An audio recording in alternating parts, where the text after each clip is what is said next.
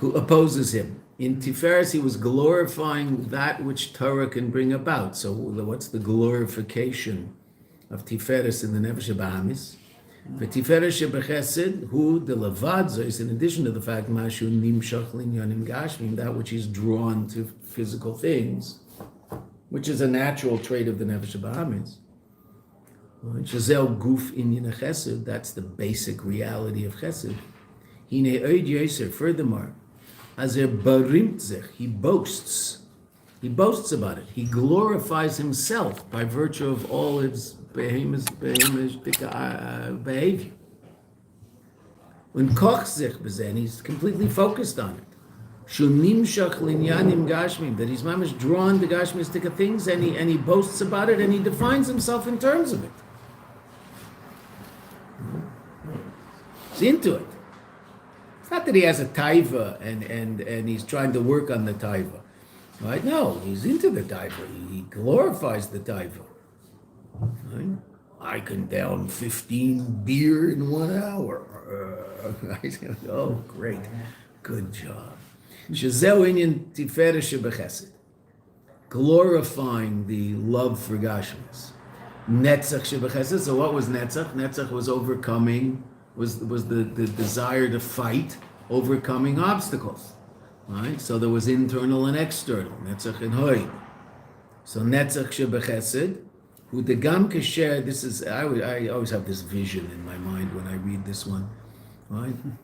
V'netzach shebechesed the gam kasher mitzad ezasibas, even though regarding certain reasons, chaser etzlayam shocha linyanim gashmim, it's lacking to him his draw to gashmistic things. He died for whatever reason. He doesn't feel particularly interested in doing certain things that might be socially accepted and gashmistic things.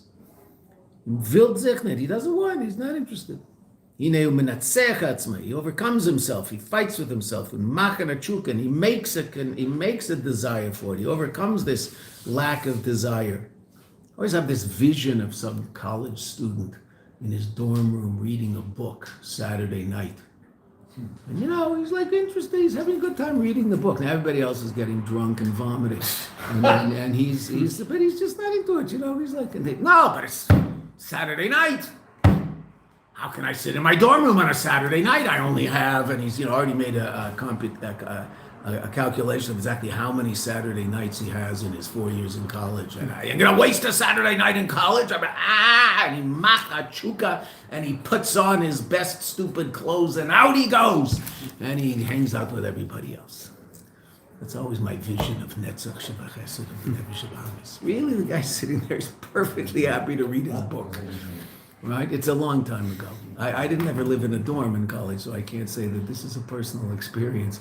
But, machta chuka, right? He doesn't want, but he somehow overcomes the fact that he wants to act in some relatively normal way and doesn't let his nefesh bahamis down. Right? If there's external opposition, may say they're embarrassing him. See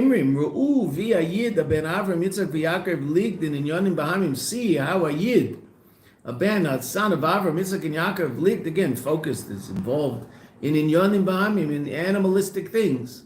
People are trying to get him away from this, and don't necessarily embarrass him by doing it. There might be other ways of doing it, but they're trying their best to get him out of this. Right? Furthermore, binyanim asurim, even doing things that are pashat asur. He fights. He fights that this won't overcome his taivas. Anybody should get in between him and his whatever it is. You try to stop him. Is that nefesh tries to stop him, or his friends? Well, in the second one, it's going to be external. It's going to be his friends, right? Friends, parents, teachers, whoever it is, it depends on who this guy is, right? The Rebbe's not talking generally about someone who has no connection whatsoever to Yiddishkeit, right? I brought the mushal of the college student to say it, because that's Nefesh Bahamis incarnate. But just, the Rebbe's talking about a Yid who who probably has some connection to Yiddishkeit. But he still has Nefesh Bahamas, right? And he's still connected to Gashmistic things and gets pleasure from Gashmistic things, right? And still might find himself involved in something positive when a possibility to fulfill a certain taiva comes up. He's not really interested, but he's, how can I miss this? That was Netzach. Or he's on his way to do something that isn't necessarily the most Chassidus thing in the world. He's always, what are you doing? Where are you going? Right? I'm going to let him get in my way. Right? Now, it could also be someone who has no connection whatsoever, but someone who has no connection whatsoever, so it's a different dynamic. I mean, it's everything under a microscope, Seder, but still. I was talking about someone who expresses his nefesh elokis in his life. And that's how it should be chesed, overcoming obstacles. Right? For kol kach gadla tavasai, and his taiva has become so great. Yesod, what's Yesod? He's kashrus, connection. Defines himself in terms of it. He's connected to this. He sees it as part of him. Right? He might, I'm a so-and-so kind of person. He comes to a connection with this taiva. Yesod is connection. Which is malchus. So then his thought, speech, and action, are going to be involved in this particular taiva. So you just think about it. That's what he's so connected to it. It's part of him. Right? He doesn't see it as something separate that's bothersome and he has to deal with. No, it's become part of him. Now he allowed that through all of the other levels of it all. And he can go from low place to low place until he actually involves himself in things that are awesome. That's malchus shebechesed of the nefesh bahamas. The thought, speech, and action of things that are awesome. It starts with gashmistic things in general, but it might even end up with things that are awesome. Okay. Now you can, try to extrapolate from that, but it's hard to extrapolate because every time we described any other midah, it was the secondary expression of the midah as opposed to the primary expression of the midah. Right? So gevura isn't hate. Right? Gevura is, as we said, exactitude, the discipline, separation, dealing with details as opposed to with the whole, dealing with the details of reality, right? So there's a level of gevura that's much more real than chesed. That's why, again, we mentioned earlier, chesed ve'emes. Chesed isn't necessarily emes, right? Chesed is you'll give him even if he doesn't deserve it. It might even be you'll give it to him even if it's not necessarily so good for him. Because you didn't make that calculation. Because you were more involved in your own desire to give the chesed than actually what was good for that person. Mm-hmm. What is the term given when a person receives too much and then they become self-entitled? Well, that's that person's problem. That's another issue. That's the receiver's issue. Talking about the giver. Right? In terms of chesed of the soul, so we're talking about someone giving. Now, he might even give in such a way that's an example of when it's not good to give. Right? That's why it should be tempered by gevura. What's gevura is dealing with the details of it, the emes of it, that the person will give when al pi the cheshbon they've made, it's reasonable to give. Right? Meaning that person, it's good for that person. Chesed will mostly be my desire to give. Gevura will be that I understand that giving is good for them. Chesed should be gevura. That this giving is good for them. Right? And again, we mentioned that means I might even give more. Because I realize he needs more. Right? And Tiferes is emes lamita, the place of complete and total bittul, where I don't even experience myself in the equation. It's just all about feeling him, experiencing his pain or his joy. But so it can either produce giving or it can produce simcha. Right? Okay. So now that midah doesn't exist in the nefesh bahamis. That midah is a midah of the nefesh, not a midah of gashmias. In gashmias, there is no perfect mizug, combination of two things to bring about a perfect mixture of them, such that they act in a perfect way. Chesed and Gvura. No such thing in gashmias. Right? Only in ruchnias. Moshe Rabbeinu was the malach splitting the blood in Rashi. Right?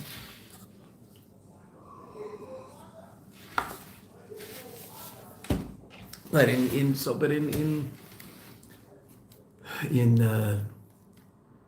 Nefesh Bahamis, we'll still talk about that reality called Tiferes. It'll just be a slightly different thing. It's not Emes Lamita. It's the opposite.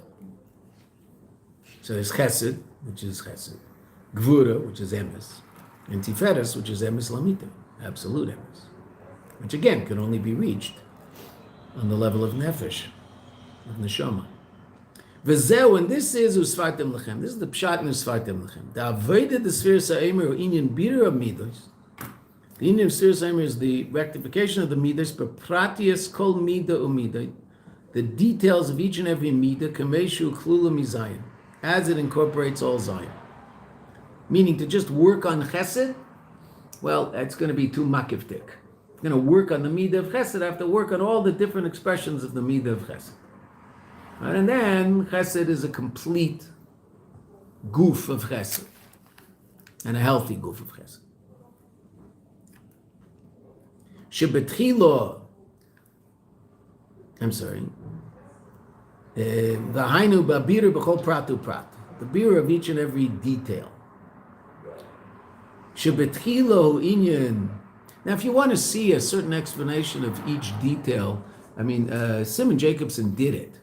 Right? Simon Jacobson has a little pamphlet, but you can get it online. I think if you go, there's a what? Yeah, probably Meaningful Life, right? Is that the app? It's a specific to Omar.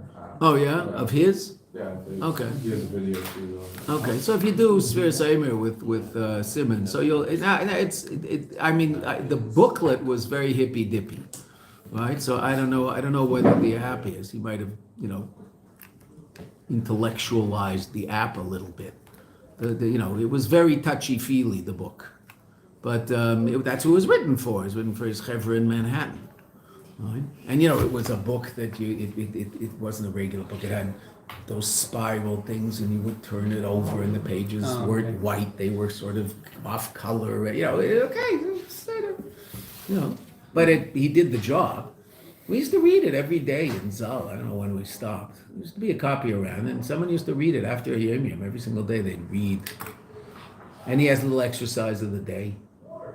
Right? So, sometimes everybody would go give the guy next to them a hug, because the exercise of the day would show a little compassion to the guy next to you or something like that. That wasn't your style, Rebbe? Yeah, I hate huggers.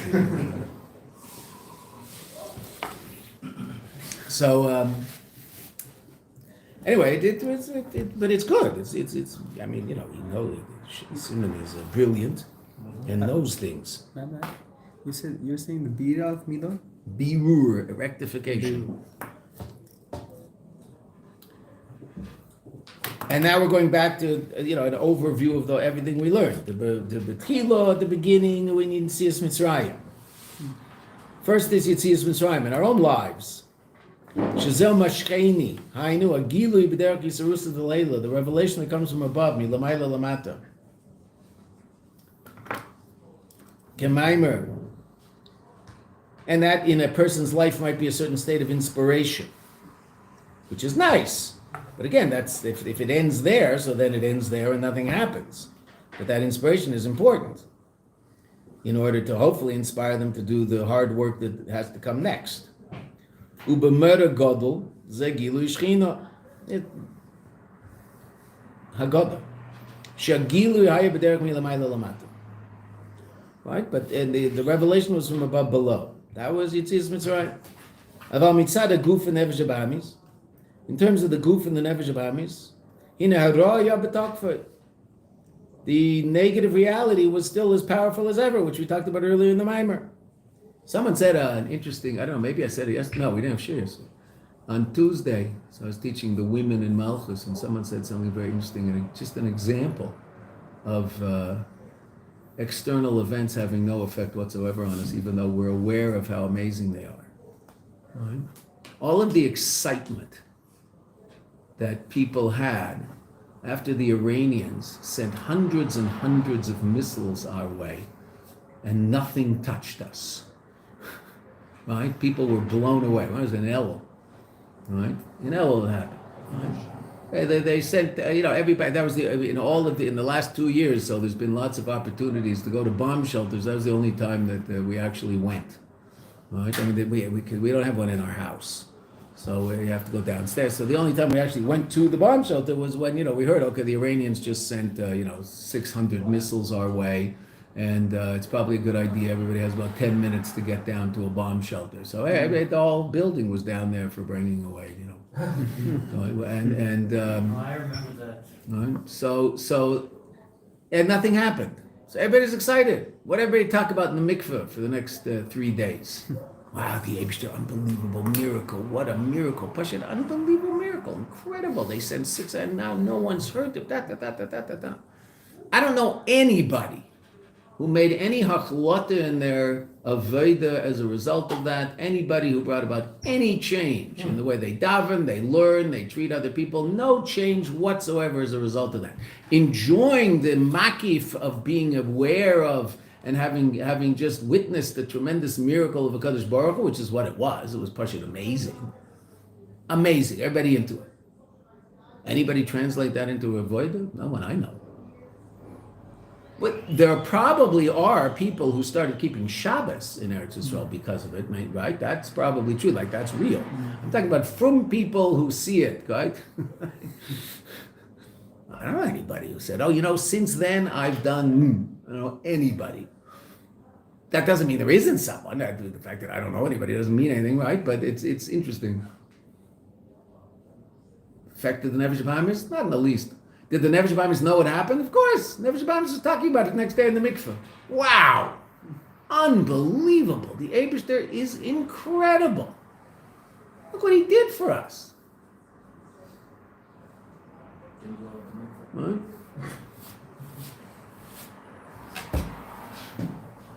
It's interesting.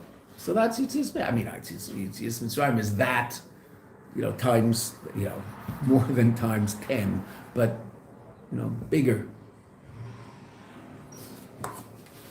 Same basic thing. I'm sure there were people who were affected, but as a whole, Jewish people, complete and total difference in the behavior of the Jewish people as a whole as a result of that event? No. The people who are, trying to destroy the society still try to destroy the society. The people who have their opinions about, what to do in Gaza, so they had the same opinions as to what to do in Gaza. The people who were, sort of oblivious to the whole thing and doing whatever they're doing, and remained oblivious to the whole, whatever. The people as a whole, like we changed.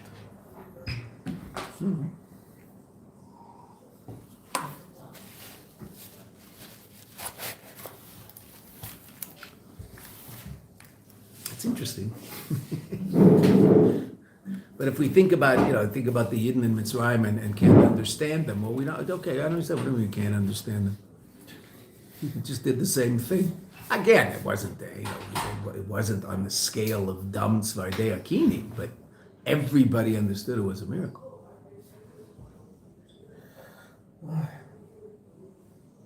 But Chalal, I remember a few years ago, so they shot some rockets from Gaza, and they didn't hit anything.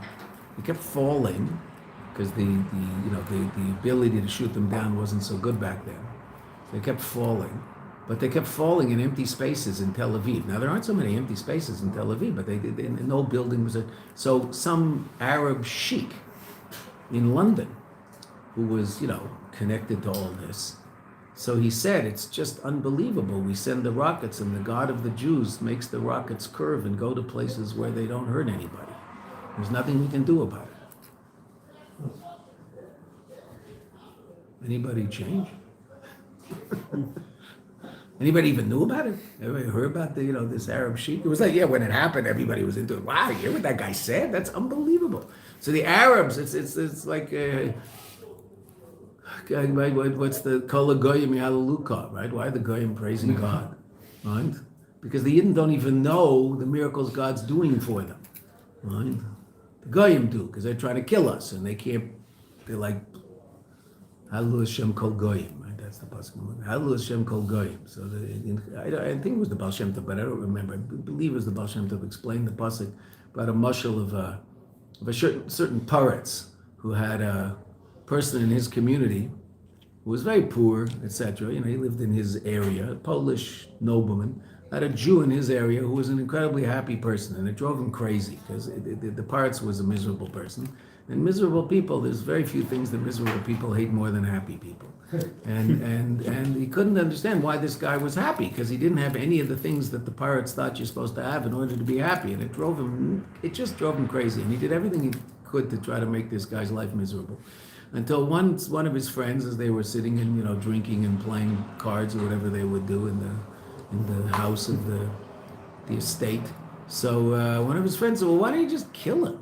I said, well, I can't just kill him. I mean, he said, no, okay, so, watch him for a while and figure out a way that you can kill him and without anybody knowing it was you.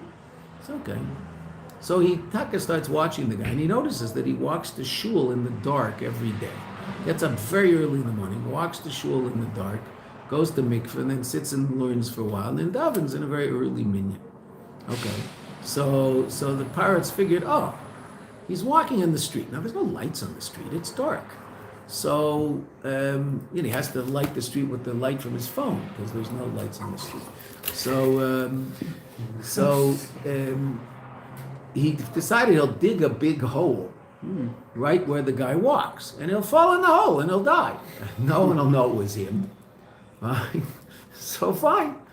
So he digs the big hole and he's very excited. Gets some guys at night to dig the big hole. He's very excited. He's going to watch the guy fall in the hole.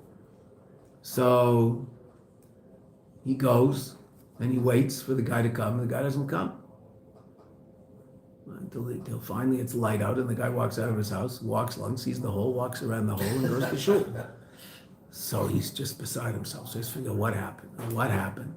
The night before, a friend of his came, and the two of them spent all night for bringing together until daybreak, until the light came. And so he didn't go to shul at an early time in the dark. He had spent more time for bringing with his friend. And so he only went to shul when they noticed, it's light out, we better go to shul. So they walked in the light and he avoided the pit. Does the Jew know the Eibishter did a miracle for him? No. Does the non-Jew wanted to kill him know that the Eibishter did? Yes. Hallelujah Hashem Kol Goyim. That's how the Baal Shem Tov explains the pasuk. So here it is. The Jews don't even know. We knew they're throwing rockets and it's pretty wild. They're not. But the Goy said the rockets are turning before they land, so they won't hit anybody. The guy said, the God of Israel is saving them. That's what he said. Right? Okay. Well, we'll say they just have bad aim. Last October. What? Last October, they had a video where a rocket literally just as it shot and turns around and shoots the people that launched it. Baruch Hashem. V'chein yirbu. Okay. So then there's after all of the miracles and still the Raya B'Takfa of Alachar Kachu Inyan Sfir Seimer Shu Aveda the B'Nefesh Bahamis. That's the Aveda of Nefesh Bahamis. The Rebbe told us earlier in the Maimer. The Zeu Usfartem Lechem Mem Tes Yem. It's to count 49 days. The Usfartem Umiloshin Sapirus Ubahirus Usfartem to count. But what is the root? Samach Pei Reish also means Sapirus is brilliance, a language of light, Bahirus, clarity. Shezeu Svartem Mem Tes Yem. What do? Illuminate the 49 days. Hainu levarer lezakech kol mido mido. To rectify and purify each and every midah, kameshi of the Nefesh Bahamis. Kameshi klula mizayin. The Nefesh Elokis is fine. The kol memtes yomim, all 49 days, you mivurarim, rectified, mizuchochim, purified, usapurim, illuminated. Oh, okay. So that's the Avodah of Sphere Seimer.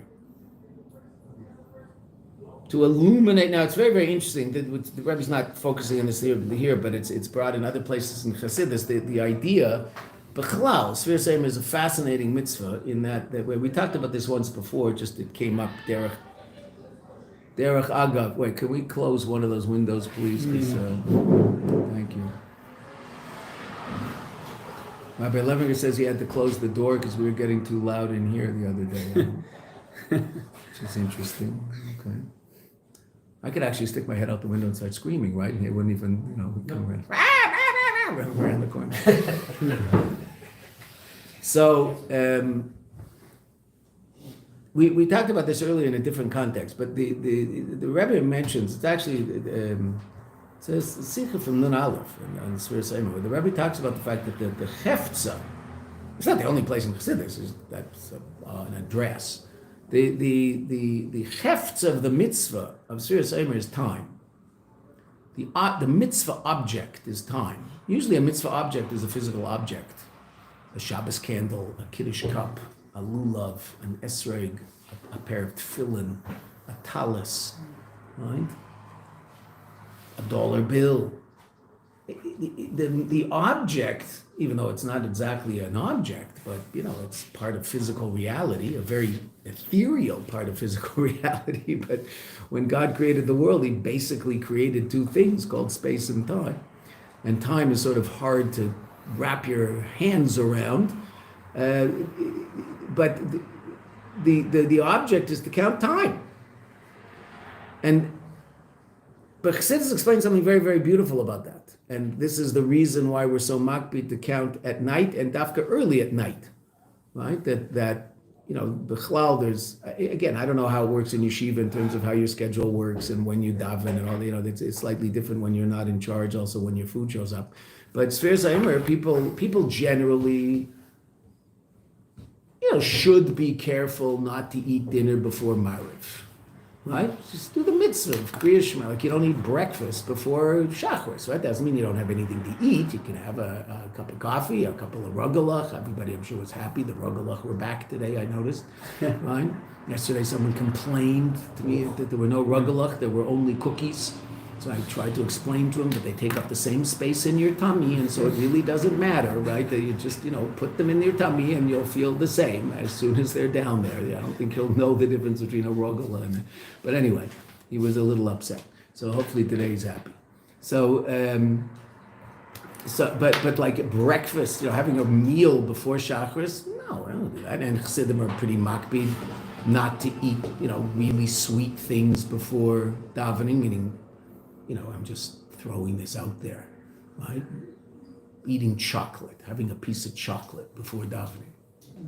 If there's chocolate cake, so eat chocolate cake, that's the cake. Okay, but have chocolate pudding. Something that the whole reason you're eating it is for the physical pleasure of the eating, as opposed to you're eating it because you don't want to be hungry when you're davening. Right? Eating a piece of rogalad, you're eating that so you'll fill up your belly a little bit before you daven, so you won't be hungry in the middle of davening. Okay. No one can say that about a piece of chocolate. And even though chocolate is actually good for that, if you're traveling, always travel with dark chocolate and have a little piece if you're hungry and it'll keep you from, say it. But still, we'll try to do it with a rogalad, not a piece of dark chocolate. Certainly not milk chocolate with nuts, and so you're salivating all over yourself. You have to take the saliva out from your beard. Right? Okay. You don't want that.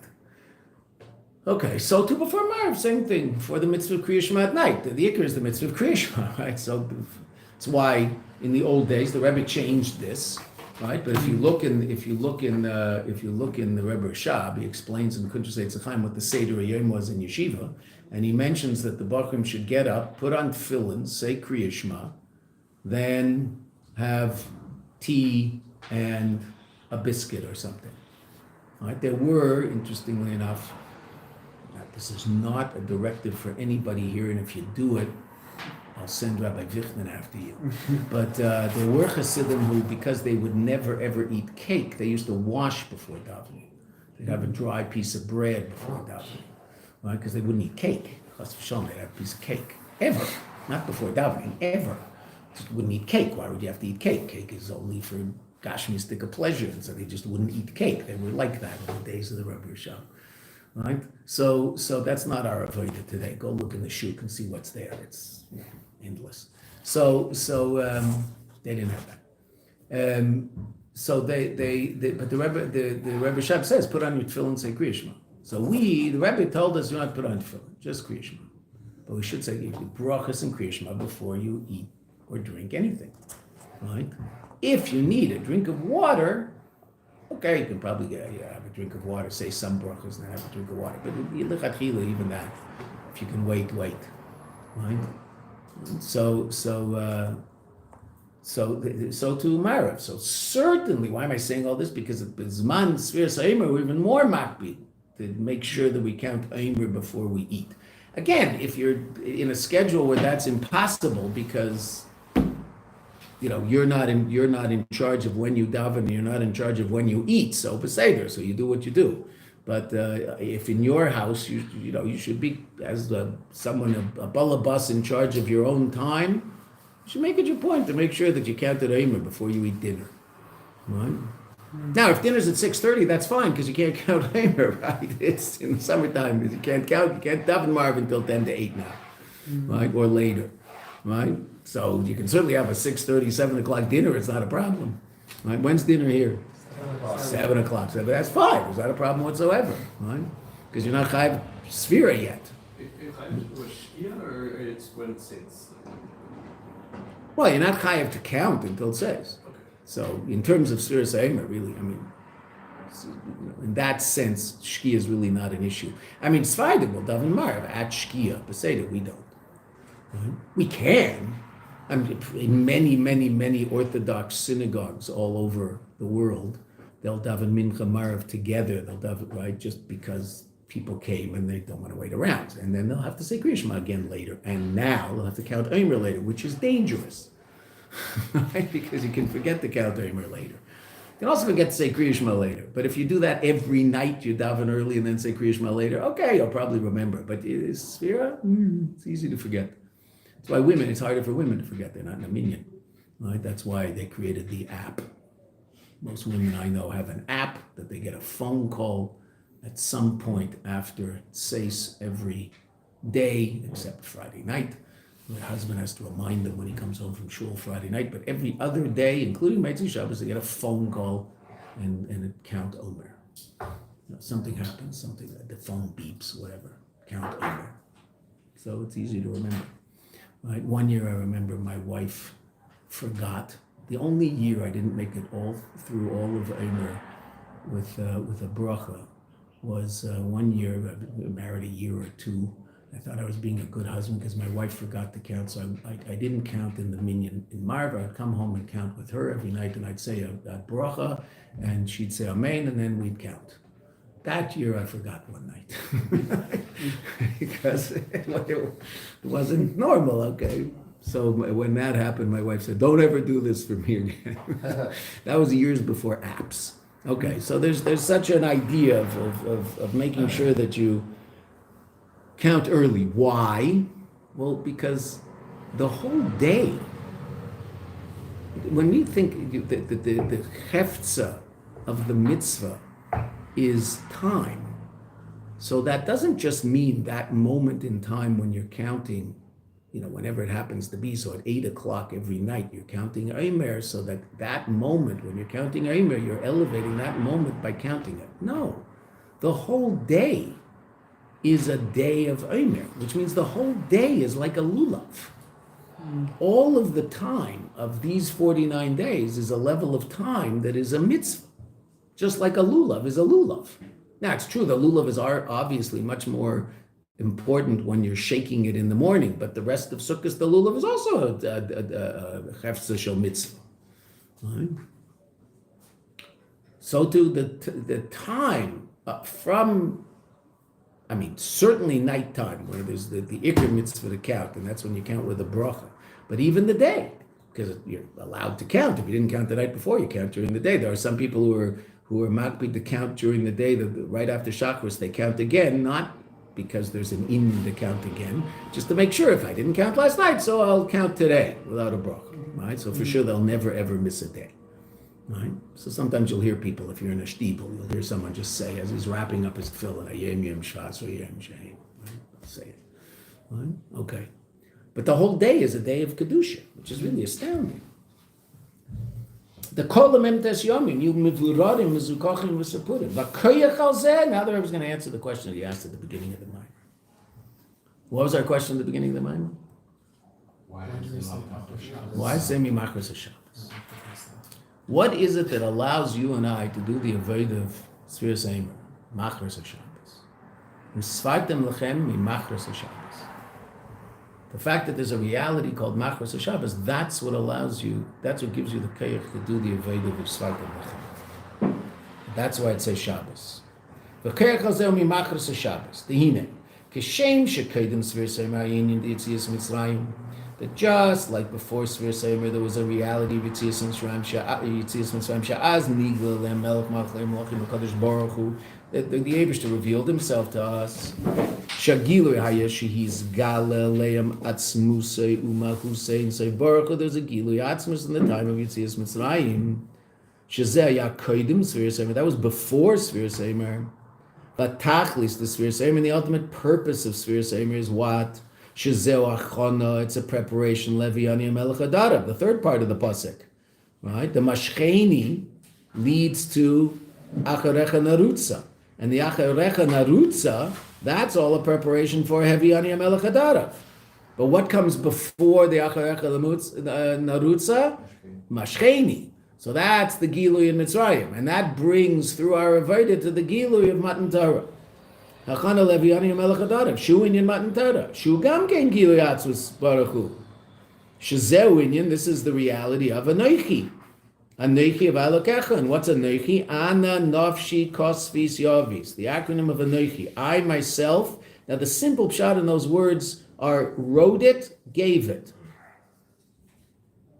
But the pnimius pshat is I wrote it and gave myself in it. I gave you me. Ana nafshi is given in it. And that's what the Rebbe is going to explain now. Masha atzmuse mahuse ein sof baruch hu hat sich abgegeben. He's given over in Torah. The Rebbe gives himself to us through Torah. Hainu, what does that mean? Shenyonim akshurim im Sfiras Eimer. Those realities that are connected to Sfiras Eimer, both before and after. Bein elu shekodim Sfiras Eimer. Ubein elu sha'achar Sfiras Eimer, before and after. Hein gilui atzmus, the highest levels of revelation, greatest revelations in history. Hine mishum zehu Eimer mimachros Shabbos. For that reason, it says mimachros Shabbos. Rebbe says an amazing thing. Hine yomim miyutzu. The Rebbe created time. Sheklolos ishtalshlus, the basic reality of Seder ishtalshlus. Who bezmanu makim, space and time, bagbola, in a limited sense, dafka. Physical space and time, and metaphysical space and time. The upper worlds, also states of limitation. Less obviously limited than physical reality, but still limited. Dehine, klolos ishtalshlus, the basic reality of ishtalshlus, four worlds, light being clothed in vessels, is eisgestellt, is revealed geworden, bekedima ve'ichur, before and after. Before and after exists in space, and before and after exists in time. And the Rebbe created these two realities of before and after. That's creation. And that, again, that can exist in a metaphysical sense. So we'll say that, so to speak, Eilam HaYetzira comes before Eilam HaAsiyah.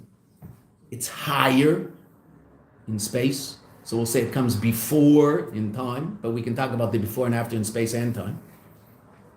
As the light emanates down, it goes through the reality of Yetzirah before it goes through into the reality of Asiyah. Now, in the Rebbe, there's no real before and after, but he created before and after. What's the source? Just 1 second. What's the source of the before and after?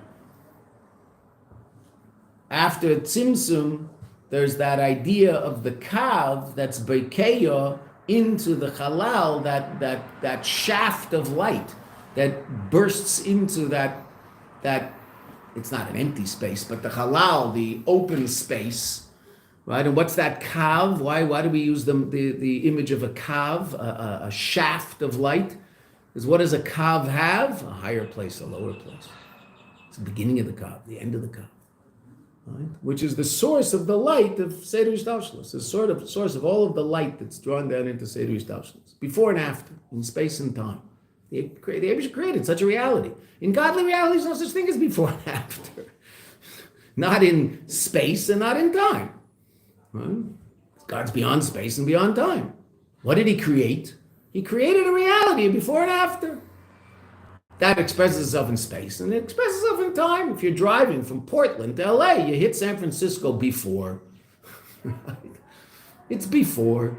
You can't get to LA without going through San Francisco. I mean, you can go around, but you can't do that. That's just the way it works. And you want to go on a plane, you flew over it, right? Okay, it's just the way space works. Okay, yeah. What is the Yiddish the Ausgestellt? Yes. Ausgestellt, it's revealed. It's expressed.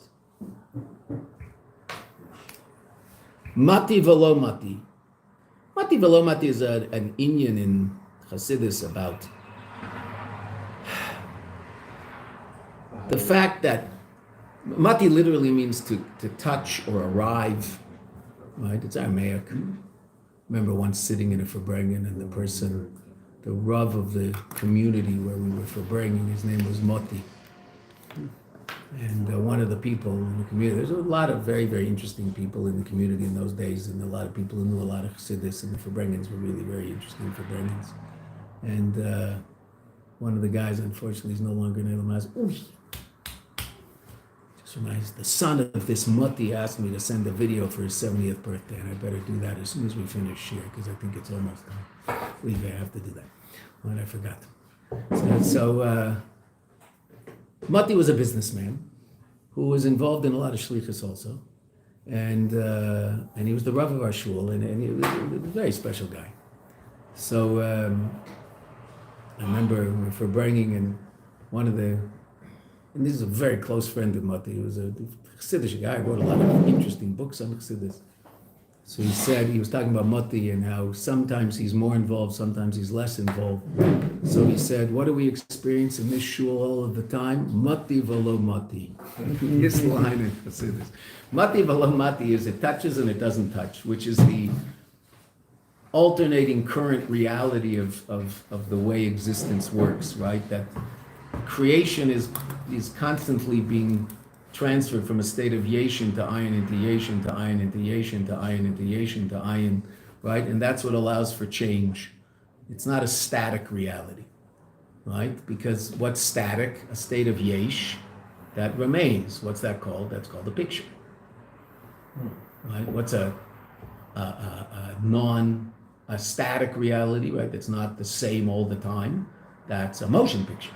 There's an image, then no image, a new image, no image, new image, no image, new image, no image. Now that happens in digital also, I don't know how, but in 35 millimeter, it's very easy because you can see the picture and then you see the little line where there's no, separating picture one and picture two. Now it's going past the light so fast, in low tech, right? The film is going past the light so fast that you don't see the transformation from picture A to picture B.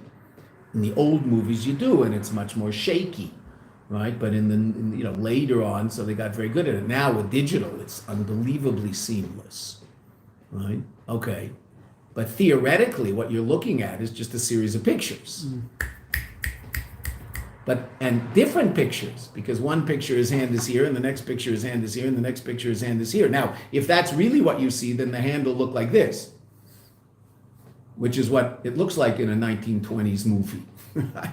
Because the technology wasn't so good, so it's a little jerky. Once they got better at it, so it really looks like that. But what's that?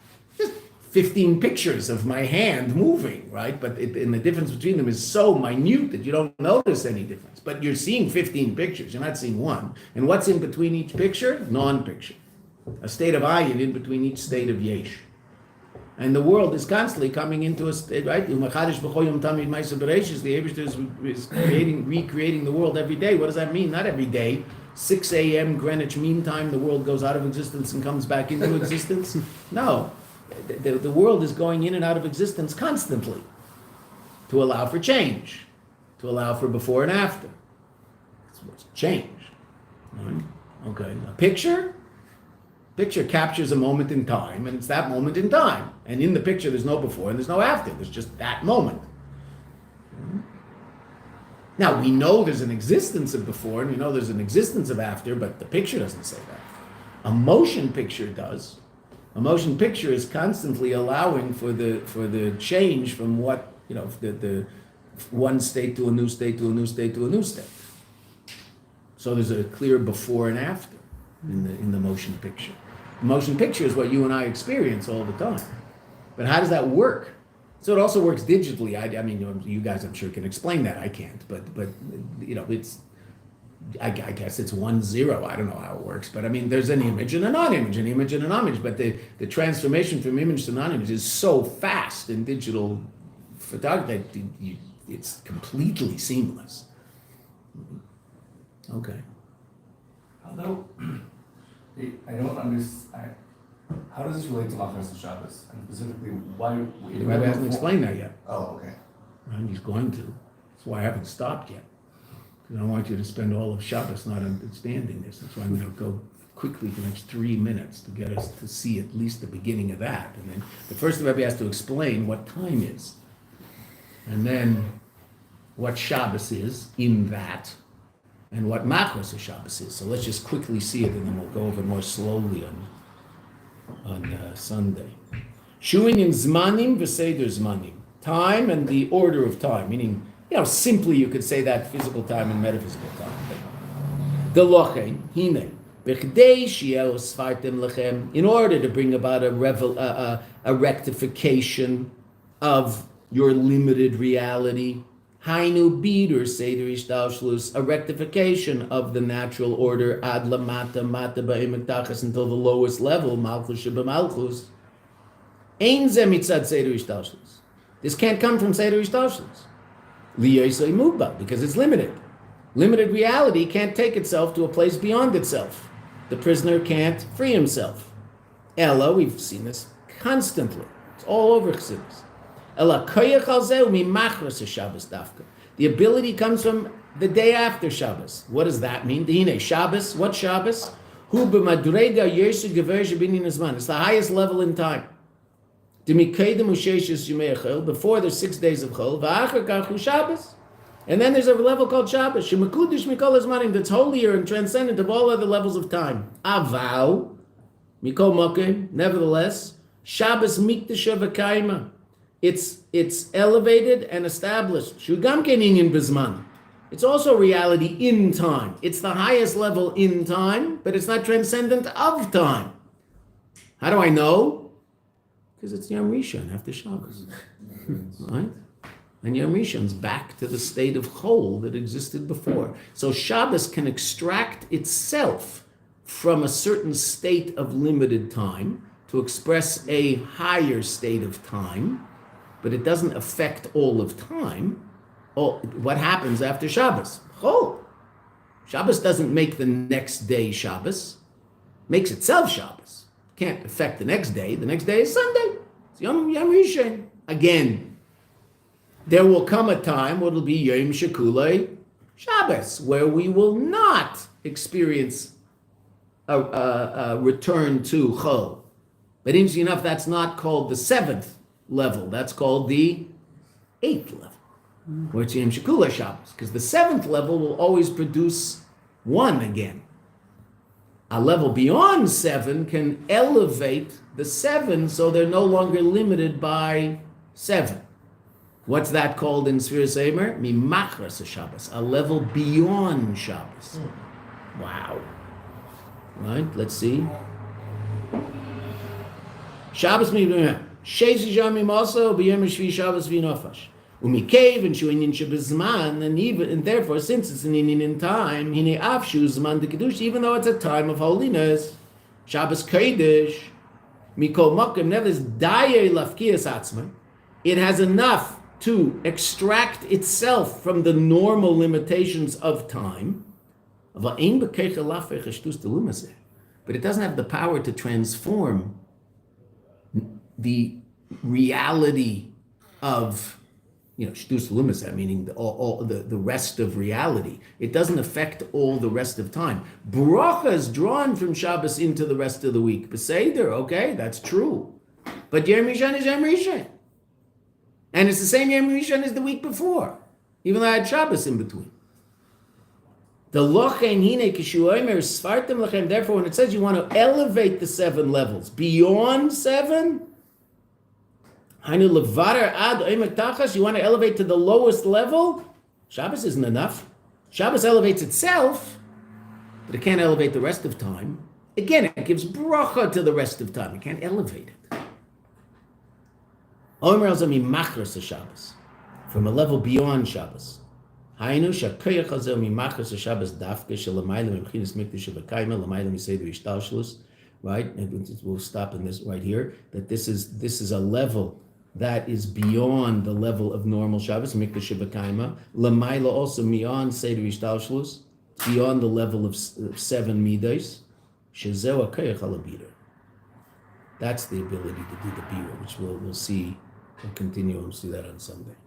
That's why it says Mimachras Shabbos. Machras Shabbos is a koyach beyond Shabbos, because Shabbos can't elevate anything but itself. Which means if my Aveda is based solely on my intellectual understanding, I'll pee my nefesh bahamis, that God is worthy of my service, so my service will be wonderful, but it will be limited by my intellectual abilities. If my connection to the Eibush doesn't come from a level beyond Seder Ishtalshus, beyond my intellect, it's going to be limited. It has to come from a place called Machras Shabbos. Tap into a place in you and I, which is beyond created reality, which is Hashem. Okay, see that on Sunday. If I'm taking those back, if no one takes them, right? If anybody wants another copy of the Maimon that's just much easier to read, so here they are. Okay. Now I understand you put notes in the first half, but okay. What was the Maimon we did earlier this year? Because we were in Torah. We might have learned a sikha from Nun Aleph. We learned a little piece of a sikha from Nun Aleph. I don't think we learned the whole sikha. Oh, we did learn. We did learn the whole sikha? It's a long sikha. Yeah, because It was a project. Nun Aleph. It was a while. Nun Aleph. It was in a different order of why does the one go with the other, but in the Aleph one's Gullus, one's Gula. 4 questions at the beginning of the sikha. Yeah. It's this week's Devar Malchus. Yeah. So the Devar Malchus from this week. The Nun Aleph sikha from this week, right? And I was actually there.